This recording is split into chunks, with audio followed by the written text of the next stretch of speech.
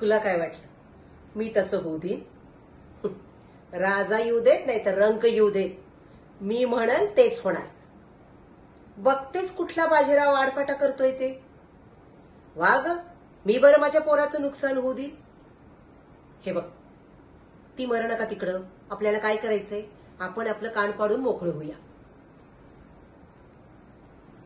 काय काय म्हणालीस? काय याडबीड लागले का काय तुला? रंजना म्हणतात मला, रंजना. कुणाला कसं वटणीवर आणायचं हे मला चांगलंच कळतं. मला शिकवायला जायचं नाही. दुधकुळी समजलीस का मला? हा, मला माझा नवरा कधी मागसर म्हणत नाही आणि कुणी लुंग्या सुंग्याचं मी बरं ऐकून घेईन ते काही नाही.